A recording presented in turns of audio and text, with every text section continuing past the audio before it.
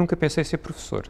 Aliás, há uma história extremamente curiosa. Quando eu estava no 7º ano do liceu, tivemos o jantar de finalistas, com as pessoas todas do liceu, com os professores mais marcantes, e nessa altura o nosso reitor fez um discurso, aqueles discursos da praxe, e perguntou: algum de vocês tenciona ir para professor?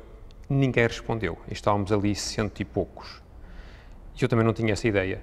Mas no 3º ano fui convidado para monitor, não podia ainda, portanto não entrei, mas foi a primeira vez que eu considerei essa hipótese. E depois, durante o 4º e 5º ano, fui achando uma certa graça à ideia, porque estava associado à investigação.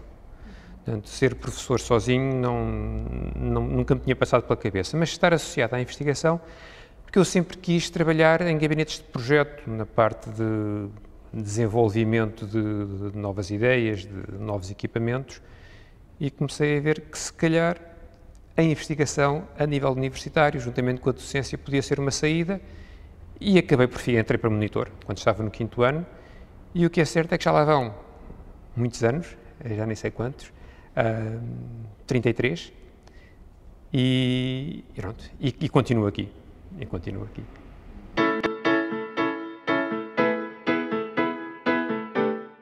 Olha, eu felizmente tive muitos professores marcantes. Portanto, eu andei no Liceu Camões, e o Liceu Camões tinha uma coisa que muita gente acha má, eu por mim, a priori não acho, que tinha chamadas turmas de elite. E elite aqui é uma palavra um bocado pesada demais, mas o que é certo é que eles faziam uma certa seleção. E essas turmas eram especialmente acarinhadas. Pode ter sido uma injustiça para com os meus colegas que não estavam em turmas desse género, mas eu tive a sorte de ir para uma turma dessas logo no 1º ano, e do 1º ao 5º ano tive praticamente sempre os mesmos professores. E depois no 6º e 7º voltei a ter excelentes professores. Eu estou a falar dos anos antigos, não é? Portanto, o que seria o equivalente agora do 5º ao 12º. Tive excelentes professores, nomeadamente, lembro-me assim agora em particular de 2, mas não são os únicos. Tive o Mário Dionísio, a francês, portanto, que é uma referência ainda hoje. E tive uma extraordinária professora de português, que está viva, e nós continuamos a dar com ela. Ainda agora eu estive com ela, ainda há meia dúzia de dias, a Marina Pestana, que foi, na verdade, uma pessoa extremamente marcante. Depois tive outros professores fantásticos, e não posso deixar de referir a professora Helena Sá, a Física, que é também, para muitos de nós, para aqueles que foram alunos dela, portanto, houve muita gente que veio para a área das ciências, ou que veio especialmente para a engenharia por causa da Helena Sá. E eu lembro-me do professor José Manuel Viegas, daqui, uma vez perguntaram-lhe quais é que tinham sido as pessoas mais marcantes na vida dele, em geral, e ele, entre elas, referiu a Helena Sá. Portanto, eu tive excelentes professores, e isso não me despertou o interesse de vir a ser professor, como eu disse, na altura do liceu não pensava em tal, mas o que é certo é que essa coisa ficou cá dentro. Um bom professor é um marco muito grande na nossa formação. E a minha experiência no Liceu Camões foi, na verdade, excelente. Foi excelente. Eu confesso que não sei muito bem, porque eu tive professores de que eu tenho uma excelente recordação, com características muito distintas. Eu tive um professor fantástico de História. Era a coisa mais incrível que se possa imaginar. Chamava-se David Freire. Ele era professor de Filosofia, mas, como possivelmente sabe, muitos professores de Filosofia davam também História. Ele era um verdadeiro ator em aula. Ele nunca estava sentado, estava sempre em pé, estava sempre com um ponteiro na mão, e ele partia por ano 7 a 8 ponteiros. A fazer coisas, partia. Ele a descrever, tanto umas cortes, era impressionante. Portanto, tinha uma postura na sala completamente diferente da do Mário Dionísio, que era uma pessoa muito calma, uma pessoa, tanto, tudo aquilo se passava sem teatralidade nenhuma. Mas qualquer deles incutia confiança nos alunos, e qualquer deles passava uma imagem muito diferente, mas passava uma imagem de domínio da matéria, sabiam a matéria, sabiam como nos interessar pela matéria, com estilos completamente distintos, mas essa característica era comum. A Marina Pestana, a mesma coisa, também era uma pessoa que era capaz de nos cativar, embora ninguém se sentisse tão à vontade com ela, ou com o Mário Dionísio, como nos sentimos com o David Freire. A Helena Sá, apanhámo-la no meu 6º e 7º ano, já éramos maiores, já éramos mais velhos. Aí foi, para além da enorme sabedoria dela, porque ela sabia muito bem, dominava aquilo tudo muito bem, foi o entusiasmo que ela era capaz de nos incutir. E a pessoa ia para cada uma das aulas para descobrir uma coisa nova. Portanto, o que é que vai aparecer hoje? Bom, portanto, esses talvez tenham sido assim, os aspectos mais marcantes. Depois, há outro aspecto que eu acho que é relevante, mas nem sempre, mas que é relevante e que para mim é muito importante, que é a consideração que os professores têm pelos alunos. E quando um aluno sente que o professor tem consideração por ele, está muito mais predisposto a colaborar, a aprender, a tirar partido daquele professor e toma-o como, às vezes, um amigo de muito difícil relação, mas como um amigo, enquanto se o professor o trata sem consideração nenhuma, mesmo que esteja interessado na matéria, o professor passa a ser o obstáculo em vez de ser a ajuda para aprender a matéria. E se não gosta da matéria, então é desgraça total e absoluta. Se eu sou um docente excelente, não é a mim que compete dizer. Isso foi o que os alunos disseram no inquérito e deveriam ser eles a responder. Mas que ninguém pode ser excelente só por uma razão, portanto, é um conjunto de razões e é o equilíbrio dessas razões que é importante. Eu acho que um docente, para ser excelente, tem que dominar mais ou menos a matéria, ou pelo menos passar essa imagem de confiança, tem que saber interessar os alunos e estimulá-los. Mas, para mim, aquilo que me parece que é o que faz mais diferença em relação ao meu caso pessoal é eu tratar os alunos como pessoas. Portanto, eu interesso-me pelos alunos e conheço-os, embora eu nunca tive muitos alunos, mas mesmo assim este ano agora, neste último semestre, tive 102. Mas eu conheço-os todos pelo nome, trato-os pelo nome, portanto não são números, são pessoas, têm nome, conheço algumas coisas deles, sei de onde é que são, ou as dificuldades que tiveram, ou coisa do género.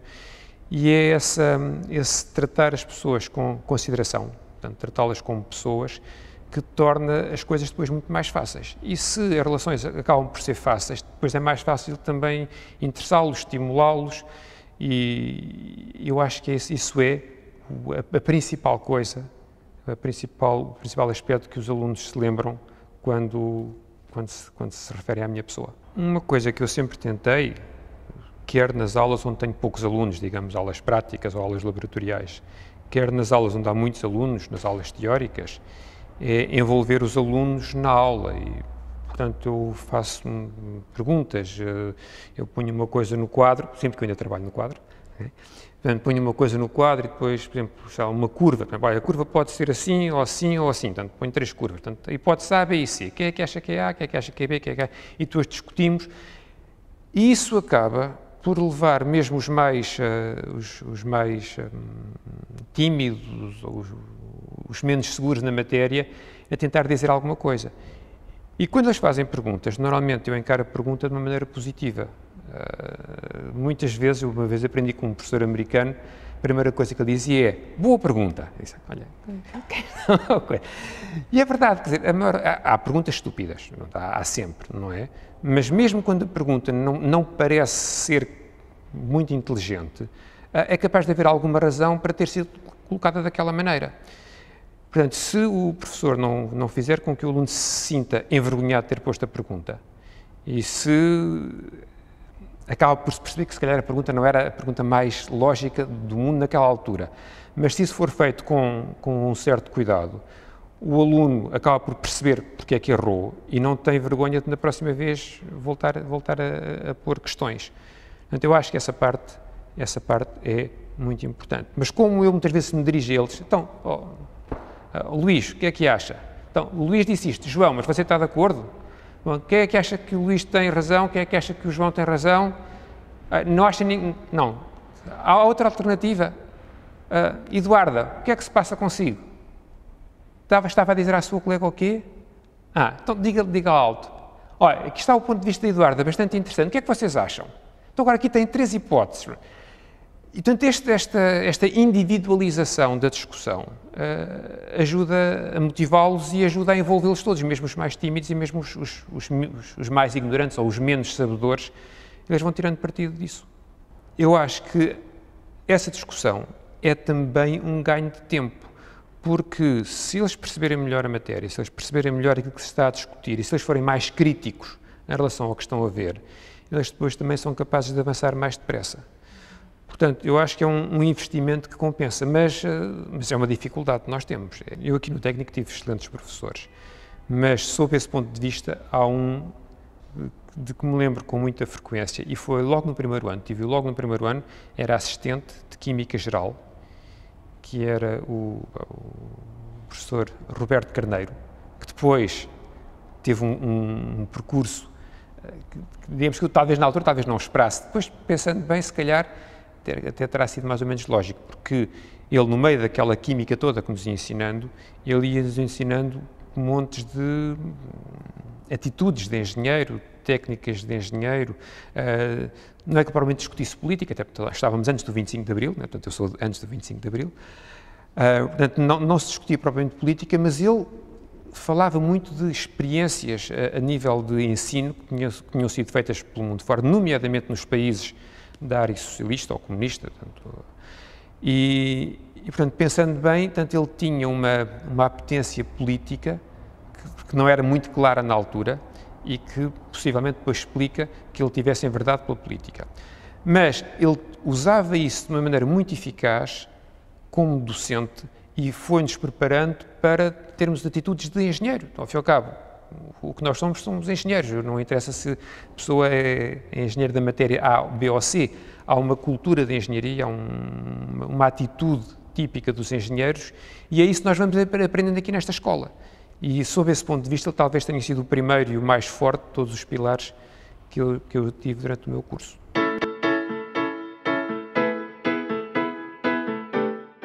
A parte mais estimulante não tem diretamente a ver com as aulas, mas com o que se passa mais tarde. Eu continuo a ser contactado pelos alunos, passado 6 meses, 1 ano, 5 anos, 10 anos, 15 anos, e isso é extremamente gratificante para mim. Quando, ao fim de 10 anos, encontro um aluno e digo: professor, estou a trabalhar na Volkswagen, na equipa de desenvolvimento, portanto, de protótipos, e tenho andado pelo mundo inteiro a fazer as coisas mais incríveis, mas lembro-me imenso de si porque, olha, porque me disse uma vez assim, porque eu aprendi que consigo fazer não sei o que desta maneira, e isso para mim é extremamente gratificante.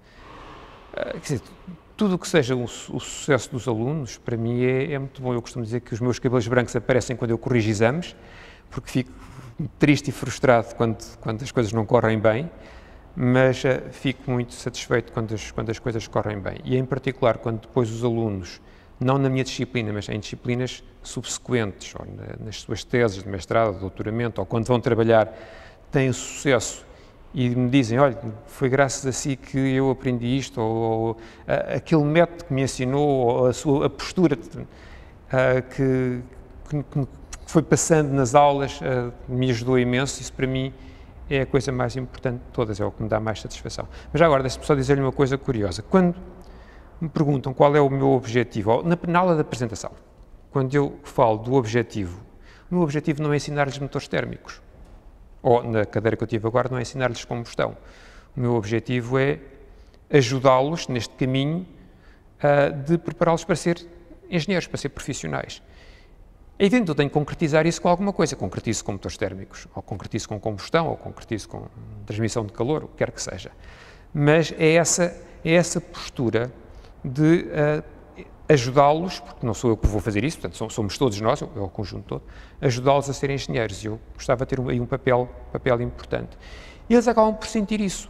E grande parte das aulas, portanto, daquelas discussões sobre a matéria, acabam por ser ilustradas com pequenas histórias, com pequenos episódios que se passaram comigo, portanto, alguns dos quais eu tenho conhecimento direto, ou com colegas meus, e eles acabam por se sentir envolvidos, acabam por se sentir parte daquilo que eu estou a dizer. E eu acho que eles também sentem muito isso como uma coisa importante. Portanto, eu estou ali a procurar fazer uma coisa que não é simplesmente debitar uma matéria e acabou-se, estou a tentar formá-los como, entre aspas, pessoas profissionais.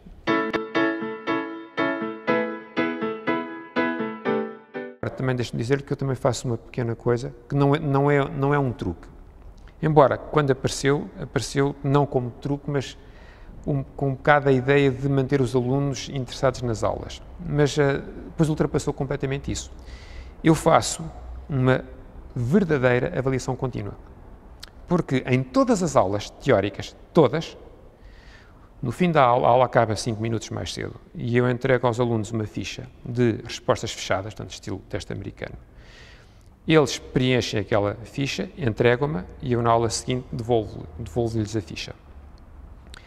Isso tem, um dos objetivos iniciais era estimulá-los a ir às aulas, mas acabou por não ser o mais importante. O mais importante é, eles têm uma maneira de autocontrole, portanto, eles veem como é que eles estão a responder. Eu tenho a maneira de ver como é que eles estão a avançar. Eu tenho a maneira de perceber se eu errei ou não, porque quando os alunos que normalmente acertam, erram, a culpa é minha, obviamente. E portanto, é um bom método também para eu me ir corrigindo, e isso é muito importante. Mas acaba por ter também outros efeitos que eu não tinha pensado que seriam tão relevantes. Os alunos estão muito mais atentos nas aulas porque sabem que naquela aula ou na aula a seguir pode vir uma pergunta sobre aquilo que estava a ser dado. E depois, outra coisa, isto não pode servir para classificar os alunos de uma maneira muito forte, porque o que acontece? Os alunos todos no fim copiam no bom sentido, discutem. Aliás, sou eu próprio que estimulo. Portanto, as perguntas são iguais, certo? Eles estão sentados lado a lado e, portanto, quando eles entregam, eles discutem entre eles. E eu acho muito mais importante eu perder um bocadinho da fiabilidade da classificação de cada um deles, mas ganhar com a discussão. E essa discussão acaba por os ajudar, em particular os mais fracos. Portanto, os mais fracos normalmente sentam-se juntos mais fortes e discutem por aí fora, e a coisa acaba por funcionar bastante bem. Portanto, quem diria, não era bem essa a ideia inicial, mas a coisa acabou por funcionar muito bem, e é das coisas que os alunos mais apreciam, é aquelas fichazinhas americanas que recebem depois na aula a seguir. Trabalho. Dá-me algum trabalho, mas não dá assim um trabalho gigantesco. Eu tenho já um banco de perguntas muito grande. Portanto, a coisa é muito rápida. O maior trabalho é a parte logística, é lançar no computador. Quer dizer, se não contassem para a classificação, o trabalho era pouquíssimo. Como conta para a classificação, e é só cenoura, não tem o chicote, porque não há nenhuma penalização, só há um benefício. Mas, portanto, eu vou ter que me pôr no computador, e é o colocar as classificações no computador que demora mais tempo, mas eu acho que é um bom investimento. Há um aspecto que eu já referi aqui, que eu acho que é extremamente importante, que é tratar os alunos como pessoas. Tratar os alunos como pessoas não quer dizer necessariamente conhecê-los a todos. Aliás, eu percebo perfeitamente que um docente que tem 200 alunos e que tem apenas 2 horas por semana não os pode conhecer todos, nem vejo que isso seja o essencial. Mas não é preciso conhecer as pessoas pelos nomes e tratá-los pelos nomes para que os alunos sintam que são considerados como pessoas. Portanto, esse aspecto é fundamental, mas eu acho que é fundamental em todas as atividades, portanto, não necessariamente só no ensino. Eu acho que é muito importante, tanto o aluno sentir confiança na capacidade científica do docente, portanto, acreditar que o docente sabe de que é que está a falar. Portanto, temos que passar essa imagem de confiança. E, já agora, deixe-me só contar-lhe uma pequena história. Quando eu estava a fazer o meu doutoramento, eu fui a uma universidade, portanto, eu estava em Inglaterra, portanto, fui à Universidade de Leeds, a participar num curso sobre anometria laser. E uma aula foi dada por um técnico de laboratório que sabia imenso daquilo. Mas o senhor sabia imenso de laser, mas não sabia nada de transmitir conhecimentos.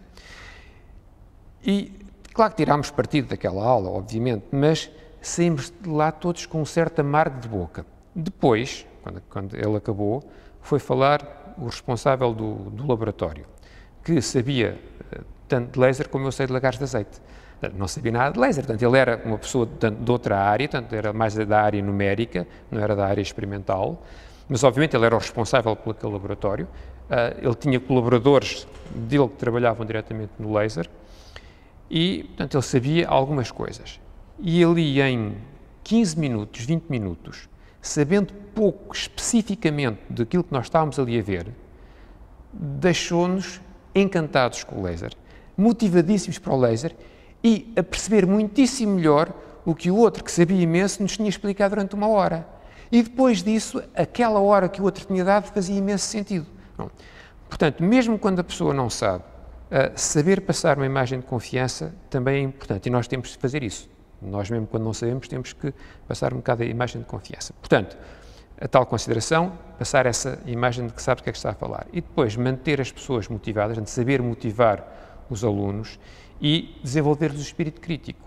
E uma das maneiras de motivar o aluno é exatamente chamá-lo a tomar decisões sobre, ou pelo menos perante diversas opções, o aluno perceber quais é que são as implicações de cada uma delas, qual é que é a mais correta, se há alguma que é completamente incorreta, se há duas ou três que são possíveis, quais é que são as vantagens e inconvenientes de cada um. Tudo na vida são compromissos. Portanto, uma das coisas que nós temos que aprender e que eu passo a vida a dizer aos meus alunos é que em engenharia não há problemas perfeitos, nem há situações perfeitas.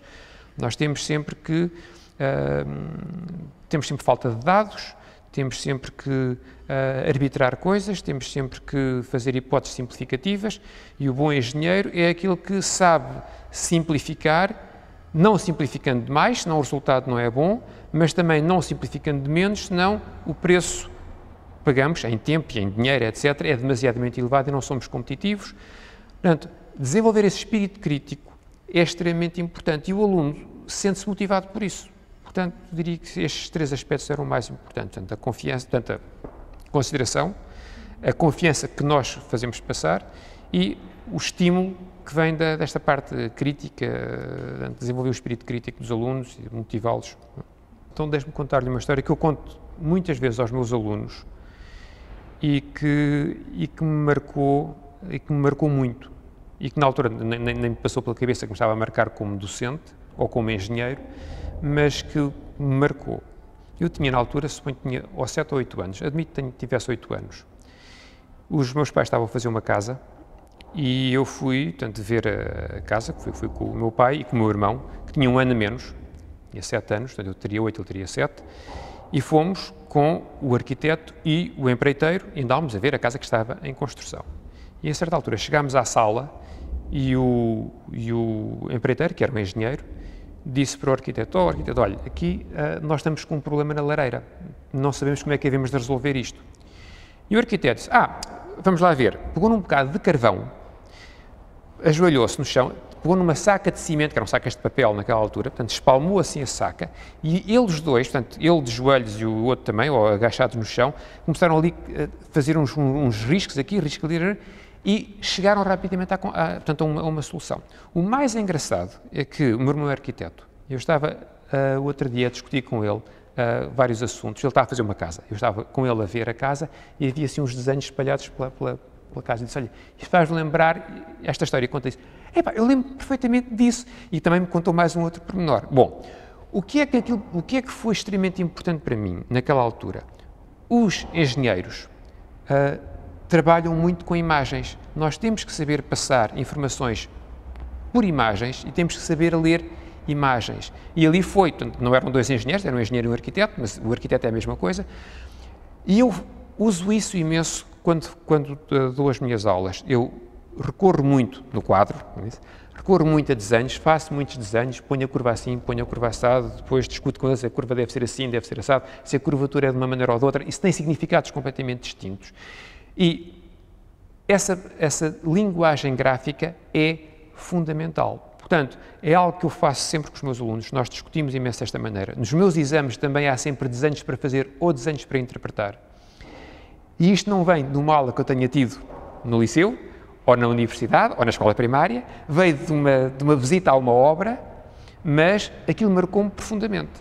E eu continuo a acreditar firmemente nisso. Nós comunicamos por imagens e quanto melhor nós comunicarmos por imagens, mais fácil é o nosso contacto com os nossos parceiros, sejam eles que tipo for, mas se for um parceiro técnico, então a coisa torna-se mais fácil. Que eu acho, não é bem uma história, mas é quase. Eu sempre acreditei muito em visitas de estudo. coisa que eu fiz muito como aluno aqui e que infelizmente hoje em dia faz-se pouco. O meu departamento, há uns anos esta parte apercebeu-se de tal e faz neste momento umas visitas de estudos gerais, onde procura levar alunos do primeiro ao quinto ano. Mas a nível das disciplinas não é muito fácil. Eu também percebo porquê, porque dá às vezes bastante trabalho organizar uma visita e às vezes os alunos não correspondem. Portanto, a pessoa marca uma visita, combina-se, vão aparecer 50 pessoas e aparecem 10, o que é uma situação muito, muito desagradável quando nós chegamos a uma empresa que deslocou duas ou três pessoas, 2 ou 3 engenheiros, portanto, é extremamente desagradável. Mas eu sempre acreditei muito em visitas de estudo e sempre fiz muitas visitas de estudo. E houve uns tempos, agora não dá para fazer isso, mas houve uns tempos em que eu fazia visitas de estudo fora de Lisboa, bastante fora de Lisboa. Portanto, ia a Sines, ia a Castelo Branco, ia a Cacia. E íamos aqui no autocarro do técnico, saíamos às 7 da manhã e voltámos às 7 da noite. E essa viagem de 3, 4 horas para lá no autocarro e 3, 4 horas para cá no autocarro acabaram por ser uma extraordinária experiência de convívio com os alunos. E muitas das ideias algumas ideias que eu implementei depois nas aulas acabaram por vir daí, acabaram por vir de discussões com eles. Portanto, ali eles eram pessoas que estavam comigo, não havia 2 viagens iguais. Havia a viagem onde íamos todos a cantar e a tocar com violas, havia outra onde se ia a contar anedotas, havia outra onde se contava anedotas e a coisa começava a descambar, valha-me Deus, valha-me Deus, valha-me Deus, outras onde não, eram anedotas perfeitamente pacíficas, outras onde ia toda a gente a jogar às cartas e por aí fora, mas sempre viagens portanto, com convívio intenso entre todos, e nomeadamente comigo, e muitas vezes com o motorista. Muitas vezes o motorista também ia divertidíssimo com aquela coisa toda, ou então tinha levado uma cassete e depois, perante a música que nós cantávamos, tenho aqui, naquela altura não havia DVDs, tenho aqui uma cassete que se calhar gostam, por aí fora. Portanto, esse convívio acabou por ser muito importante também na minha formação. Já agora, diga-se, no primeiro ano que eu dei aulas como responsável, quando eu vim do doutoramento, fizemos uma visita a Sines. Dessa vez não foi nos autocarros, fomos nos nossos próprios carros e acabámos a jantar todos em Sesimbra, em janeiro, e depois todos na praia, às 11 da noite, na praia de Sesimbra, ali, entre os alunos e eu, e isso tornou a nossa relação uma relação muito especial e isso predispô-los muito mais a aprender, a trabalharem e a confiarem no que eu estava a dizer mas também a serem críticos em relação àquilo que eu lhes ensinava.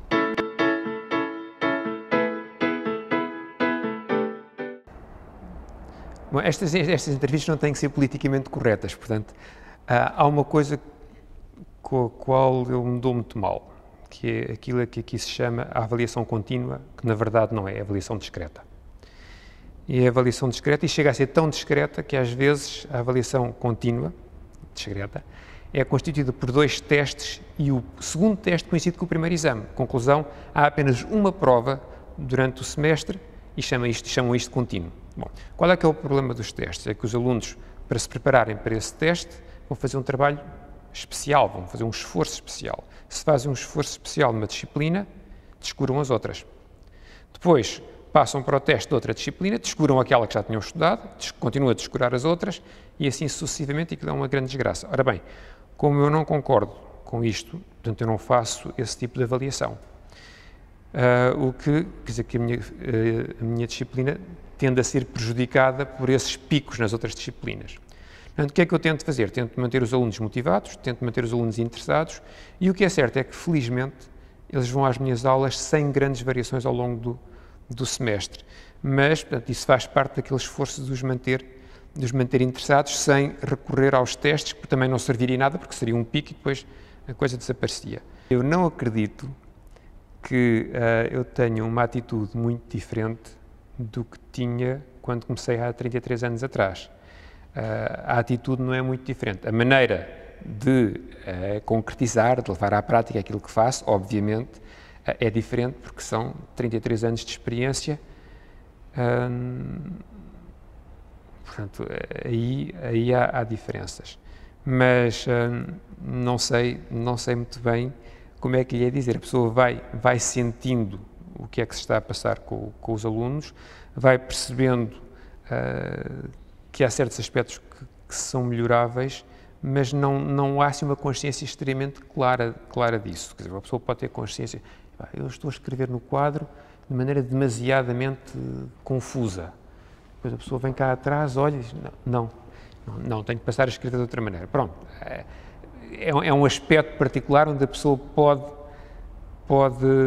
se pode aperceber de que algo não está bem e corrige, mas na maior parte dos casos não é, é aquele pequeno feeling, aquela pequena sensação que a pessoa vai tendo e vai avançando, Portanto, eu não lhe consigo responder muito concretamente a isso. Agora, é óbvio, e espero bem que sim, que as minhas aulas agora sejam diferentes do que eram há 15 anos atrás, há 25 anos atrás, há 30 anos atrás. Mas o essencial, portanto, a minha atitude, portanto, digamos em termos genéricos, é mais ou menos a mesma de sempre. Não sei se isto vai um bocado contra aquilo que tem sido feito nos últimos não sei quantos anos, mas eu acho que estamos a ter poucos professores para o número de alunos que nós temos. E isso, por um lado, dificulta tanto esta relação mais pessoal, mas tem outras consequências muito graves. Por exemplo, agora na cadeira de quarto ano, segundo semestre, portanto, eles estão a um passo de acabar, eu tive exames orais. Orais para alunos que têm notas muito elevadas. Todos eles, portanto, foram 6, ou 5, foram 5 alunos que vieram fazer oral. Nenhum deles tinha feito nenhuma oral até agora. Como é que é possível chegar ao fim de um quarto ano, acho que eles tinham chumbado, se calhar até ao fim de um quinto ano ou de um sexto, pronto. Mas admitamos que são só 4 anos. Como é que é possível fazer um curso superior durante 4 anos sem nunca ter tido um exame oral? Ora bem, porquê é que não se faz exames orais? Porque nós não temos tempo. É impossível. Portanto, quando os professores têm um número de alunos que, por professor, é 50 ou 60, ou no meu caso agora eram 102, ou 200, ou 300, não é possível fazer orais. E como é que os alunos podem progredir sem orais? Um aluno faz, por exemplo, um trabalho laboratorial e tem que entregar um relatório. Esse relatório não é discutido. Como é que o aluno pode melhorar o relatório, portanto, de um relatório para o relatório seguinte e por aí fora, e ele vai fazendo relatórios ao longo do curso todo, se não há um exame oral, uma discussão oral sobre o relatório? Portanto, eu acho que nós estamos com muito poucos docentes. Os trabalhos laboratoriais são cada vez menos, o que não faz sentido numa escola de engenharia. Numa escola de engenharia, os trabalhos laboratoriais, a parte laboratorial, é importante. Portanto, temos poucos trabalhos laboratoriais, tudo isto porque temos poucos docentes. Isso é o que me preocupa mais aqui.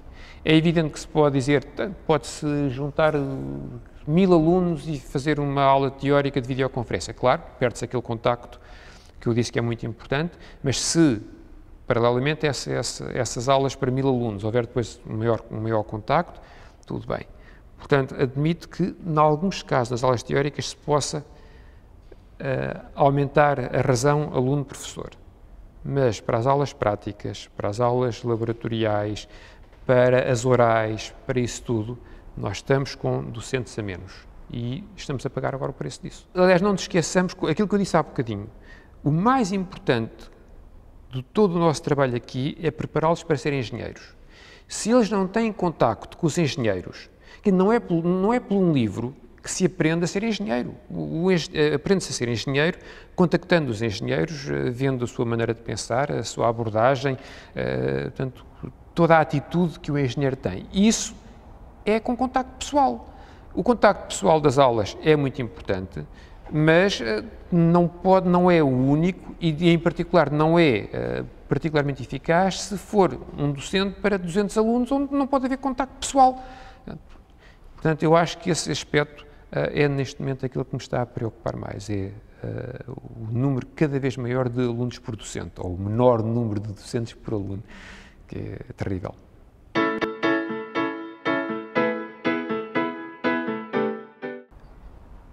O que é que diria?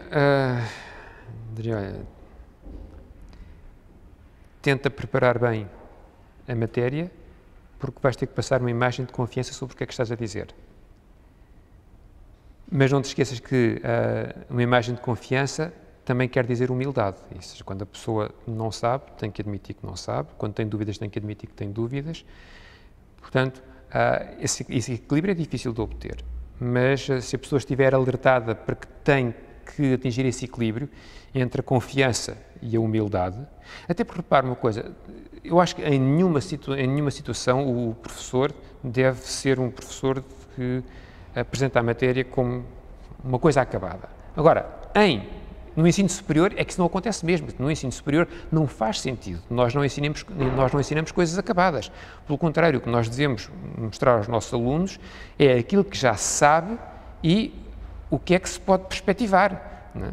Portanto, tem sempre que haver esse espaço para a dúvida, para o desconhecido. Mas, portanto, preparar bem as coisas para passar uma imagem de confiança e, simultaneamente, de humildade. E depois, tratar os alunos como pessoas. Portanto, não esquecer que em frente dele, ou à tua frente, não vão estar 20 números, vão estar 20 indivíduos. E cada indivíduo é um indivíduo, não é uma massa, também não é um conjunto de 20 coisas, não.